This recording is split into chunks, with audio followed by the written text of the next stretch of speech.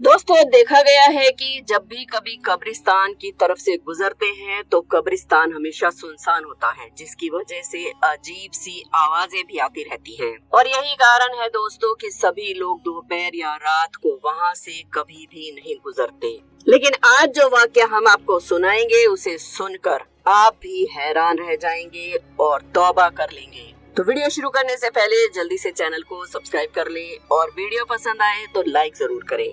दोस्तों, एक बार एक लड़का कब्रिस्तान की तरफ से गुजर रहा था। अचानक उसे कब्रिस्तान से कुत्तों के भौंकने की आवाज आने लगी। जब उसने कब्रिस्तान में जाकर देखा तो कुत्तों का एक गिरोह एक कब्र के पास अजीब तरह से आवाज निकाल रहा था। जब उस कब्र को खोला गया तो अंदर क्या निकला आगे हम आपको वीडियो में बताएंगे। तो चलिए जल्दी से शुरू करते हैं आज का वीडियो। दोस्तों, गांव देहात का एक नौजवान गांव से बाहर एक फैक्ट्री में नौकरी किया करता था, लिहाजा उसे गांव से निकलकर दूर पैदल अपनी फैक्ट्री की तरफ सफर तय करना पड़ता था। और ये नौजवान किसी भी गाड़ी या सवारी का सहारा नहीं लिया करता था, बल्कि रोजाना ही पैदल अपने काम पर जाता। और इसका ये कहना था कि रोजाना पैदल जाने से मेरी वर्जिश भी हो जाती है और मैं अपने आप को फिट महसूस करता हूँ। अब क्योंकि दोस्तों इसका गुजरना गांव के खेतों और खलिहानों से होकर होता था तो ये खुद इंतहाई ताजा महसूस करता। गांव से बाहर जाने पर एक कब्रिस्तान भी मौजूद था, इसलिए ये रोज वहां से गुजरते हुए कब्र वालों को सलाम करता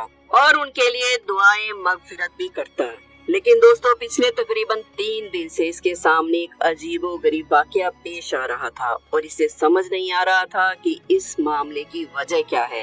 ये सोच रहा था कि मुझे यहाँ से गुजरते हुए तकरीबन 10 साल हो गए हैं, लेकिन आज तक तो ऐसा कभी नहीं हुआ। असल में दोस्तों, पिछले 3 दिनों से उसके साथ कुछ यूं हो रहा था कि जब भी वो कब्रिस्तान के बाहर से गुजरता उसको कब्रिस्तान के अंदर से कुत्तों के भौंकने की आवाज सुनाई दिया करती। वो बड़ा परेशान था कि आखिर कब्रिस्तान में कुत्ते कहाँ से आ गए और इतनी जोर जोर से आवाज क्यों निकाल रहे हैं, क्योंकि कब्रिस्तान तो वैसे ही खामोशी का शहर कहा जाता है और फिर इस खामोश शहर के अंदर ये कुत्ते इतने ज्यादा जोर जोर से क्यों बोल रहे हैं। उसकी परेशानी दिन ब दिन बढ़ती जा रही थी और 2-3 दिन गुजर गए। आखिरकार उस नौजवान ने ये फैसला किया कि आज वो कब्रिस्तान के अंदर दाखिल होगा और देखेगा कि किस जगह पर खड़े होकर ये कुत्ते क्यों भौंक रहे हैं और आखिर पूरा माजरा क्या है। दोस्तों, अगले दिन जब वो कब्रिस्तान से गुजर रहा था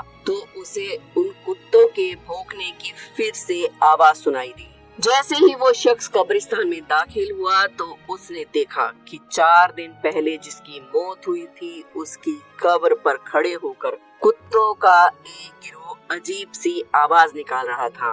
वो बहुत परेशान हुआ और कहने लगा, अभी 4 दिन पहले ही तो ये कब्र तैयार हुई है, तो क्या मसला हो सकता है कि कुत्ते इस कब्र पर खड़े होकर भौंक रहे हैं। दोस्तों, उसने जब ये देखा तो फैसला किया कि आज शाम को जाकर वो गांव की पंचायत में सबको इस बात के बारे में बताएगा कि अभी जिस शख्स की 4 दिन पहले ही मौत हुई है वो इंसान इस दुनिया से चला गया है, लेकिन उसकी कब्र पर पिछले 3 दिनों से कुत्ते भौंक रहे हैं। लिहाजा शाम को अपने काम से फ्री होकर जब वो वापिस आता है और आकर तमाम हाल गांव वालों के सामने बयान करता है तो दोस्तों, गांव की पंचायत में बड़े औलमा और इलाम ने ये फैसला किया कि कब्र उजाई की जाए और देखा जाए कि अंदर आखिर मसला क्या है। दोस्तों, कब्र खोदने से पहले गांव वालों ने उसके घर वालों से इजाजत लेना मुनासिब समझा। लोग उसके घर पहुँचे और घर वालों को सारा हाल बयां किया। तो उसके भाई ने कहा कि अगर आप ये देखना चाहते हैं कि अंदर मामला क्या है तो हमारी जानिब से आपको इजाजत है, लेकिन हम आपके साथ नहीं जाएंगे। आप खुद अकेले जाकर उस कब्र को खोलकर देख सकते हैं। दोस्तों, लोगों के लिए ये बहुत ही हैरानी की बात थी कि एक भाई अपने ही भाई की कब्र खोलते वक्त वहाँ मौजूद ना हो, लेकिन लोगों ने इस बात पर ज्यादा गौर करने की बजाय ये सोचा कि पहले कब्र को खोलकर देख लिया जाए कि मामला क्या है। लिहाजा उसके घर वाले तो साथ में नहीं गए, लेकिन गांव में काफी तादाद के लोग कब्रिस्तान पहुंच गए और कब्र खोलने का सामान भी वहां आ चुका था। और जब इस कब्र को खोलने का अमल शुरू किया गया तो वो कुत्ते जो पिछले कुछ दिनों से उस कब्र पर खड़े होकर अजीब आवाजें निकाल रहे थे, वो भी आसपास मौजूद थे और कब्र के आसपास मंडराते रहे और गांव वालों को देखते रहे। अब दोस्तों, जैसे ही कब्र को खोला गया तो एक खौफनाक मंजर सामने आया जिसने सबके होश उड़ा दिए, क्योंकि जैसे ही कब्र की मिट्टी को हटाया गया और मिट्टी के नीचे से तख्ते हटाए गए तो देखा कि उस इंसान के मुर्दे को जानवर बुरी तरह से खा रहे हैं। ये मंजर देखकर लोगों की चीखें निकल गई और वो फौरन उसकी कब्र को बंद करके घर की तरफ आने लगी, क्योंकि उस मुर्दे को कुछ जानवर इतनी बुरी तरह से खा रहे थे कि जो लोग वहां पर मौजूद थे उनको कपकपी बंध गई। उन्होंने इसी में अपनी भलाई समझी कि इस कब्र से जितना दूर रहा जा सके उतना दूर रहना चाहिए। लेकिन दोस्तों, सवाल ये उठता है कि आखिर उसका वो कौन सा गुनाह था जिसकी वजह से उसकी कब्र में इतना खौफनाक अजाब आ रहा था।